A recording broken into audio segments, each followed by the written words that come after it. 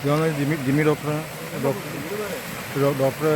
Doctor Jimmy doctor Raja ഐസക്കോമ്മൻ്റെ estate ആയത് ഇവിടെ നമ്മൾ വന്നിട്ടുള്ളത്. ഇവിടെ റബ്ബർ തോട്ടവും കാര്യങ്ങളെല്ലാം ഉണ്ട്. ഇവിടെ ഭയങ്കര വലിയ 10-20 എത്ര ഏക്കർ സാർ?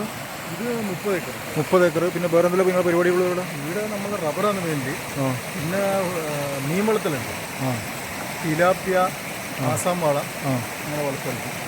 അതാണ് മെയിനായിട്ട്. അപ്പോൾ നമുക്ക് അവിടെ നമ്മളൊരു ചെറിയ കോട്ടേജ് ഉണ്ട്. അത് നമ്മളിങ്ങനെ ഒരു ഹോം സ്റ്റേൻ്റെ എല്ലാം ഒരു പരിപാടി നോക്കുന്നുണ്ട്. ഓക്കെ.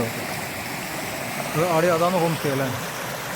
ഇത് നല്ല അരുവിയ വെള്ളം വരുന്ന കാണാൻ ഭംഗിയാണ്. ചേപ്പ്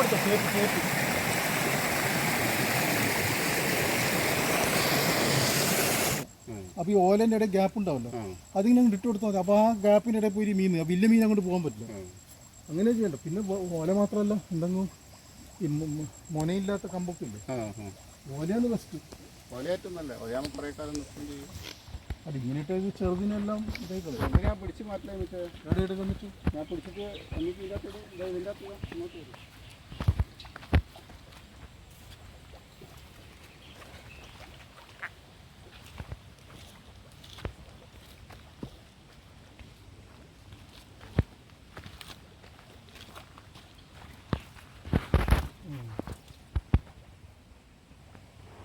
ഇതിനകത്തൊന്നുമില്ല.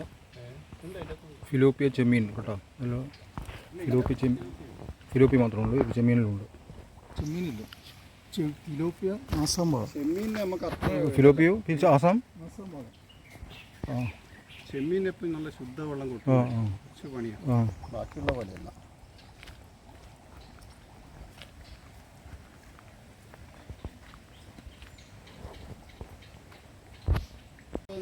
മാക്സിമം വന്നത്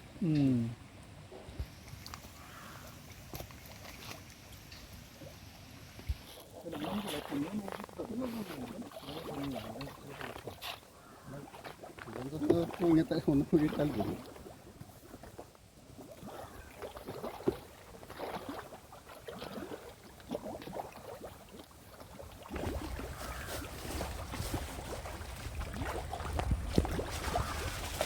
അല്ല, ശരിക്കും നമ്മൾ എയർ പമ്പിൻ്റെ ആവശ്യമില്ല. ശരിക്കും എന്താ ആവശ്യമുണ്ടോ എയർ പമ്പ്?